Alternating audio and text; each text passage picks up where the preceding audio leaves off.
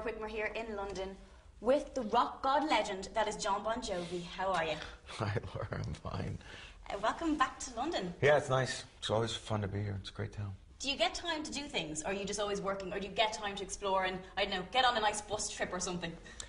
Well, generally, no. But on this tour, because it's been so long, a year ago, we decided to do a month at the O2 Arena.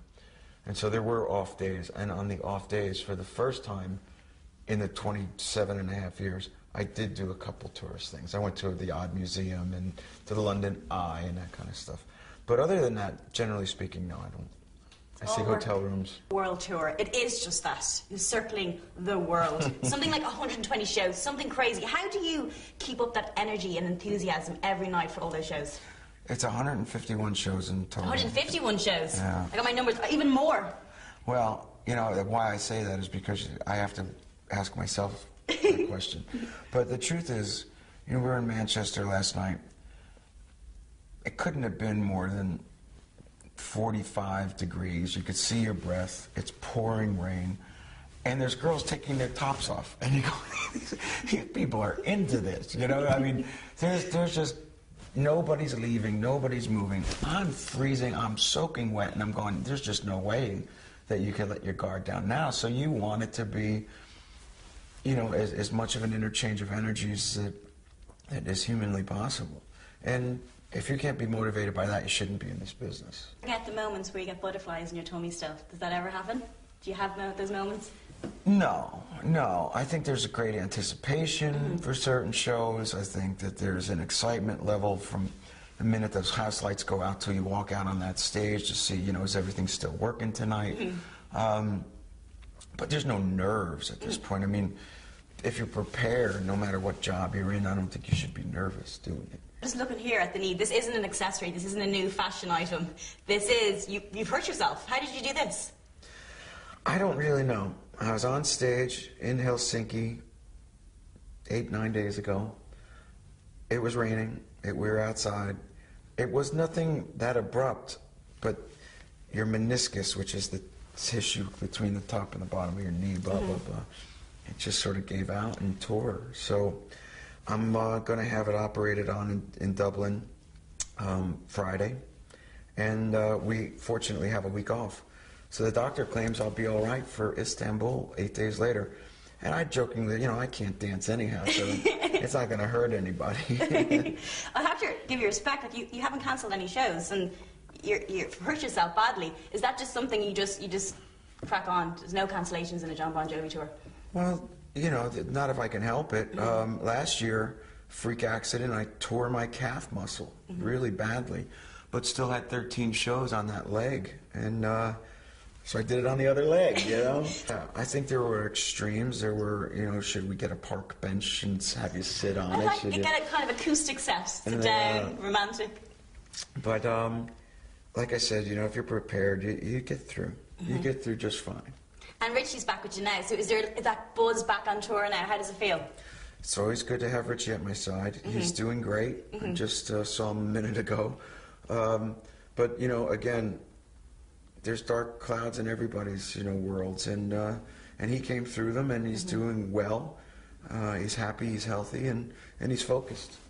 Tom Cruise is going to be in a new movie called Rock of Ages, singing a lot of your classic songs. So he's going to be taking over that iconic rock star role. How do you think he will do singing your songs?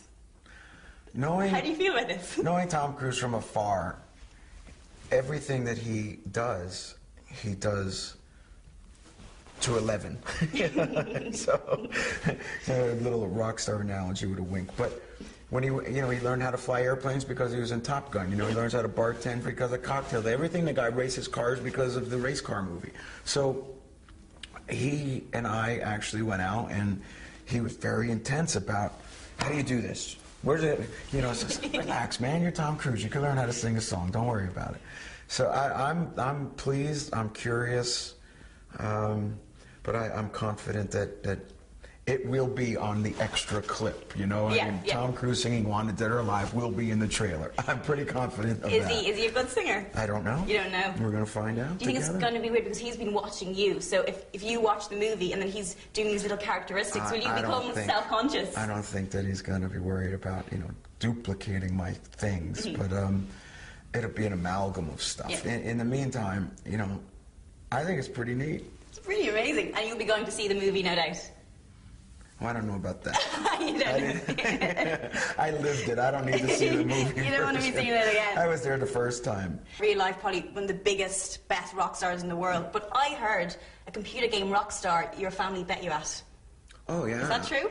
Yeah, you know, it goes to show you that those damn things are jerry-rigged, you know, so... I'm happy you say that because I always lose at Sing Star, so that means I'm really good. I lost singing my own song against my own voice, and I know that I sing better now than I did then. No way. But funny enough, you know, when that little wave of, you know, everybody was playing Rock Band and the other one, my wife, my son, my daughter, they were all, you know, playing away, and I'd keep walking by, and I thought, okay. So I played the drums, and they really made no sense because there's no hi-hat. So I go, okay, well, I figured this one out, no big deal. Then I played the guitar, and I said, well, this is far too ridiculously simple, so I didn't want to do that. And then he said, come on, do it. No, do it, no. Took the microphone, sang, sitting down, and I failed. I go, oh, really? And I stood up, and I looked in the TV, let's go again. Failed again. I said, everyone goes to bed. Turn this silliness off. It's like, break it. It doesn't work. It doesn't work. That's terrible. That's definitely wrong. No, it's very funny. Do you watch TV? Do you watch the reality TV shows? Never. Never. The only thing I watch is like the Top Chef, those kind of things. Are you a good cook? No, but I'm a good cleaner-upper. If you invite me over for dinner, you cook and I'll clean. We get on really well. I hate cleaning up. But I'm more a takeaway girl, so we don't. Oh, there you go. I'll dial for you. Okay. Fortunately, I'm blessed with the opportunity to do it. But it's not who I am, it's just what I do. And out of that, I've grown a number of things, one of which was the foundation and the work that it does. And so over the years, we've built 260 houses, and it's been great. And the president appointed me to a committee, his council on community solutions. And I've been traveling the country for 16 months now at a variety of shelters and kitchens and housing authorities, and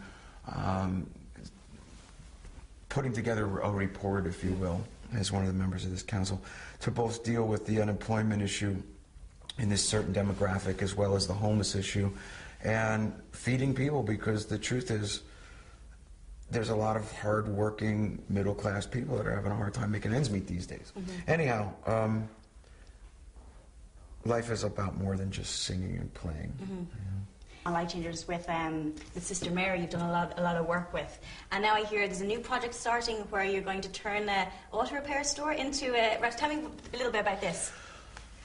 Over the last 6 years, like I said, we built these houses, and it's been great because the housing bubble happened, and a lot of people were losing their homes, or they were first-time homeowners, et cetera, et cetera.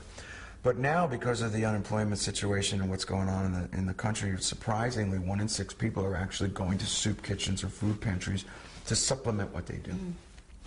And my wife and I watched the news one night and saw this concept, and then we expanded upon it, and then we ran a pilot program for 1.5 years, and in essence, and in a sentence, consider it a Robin Hood restaurant.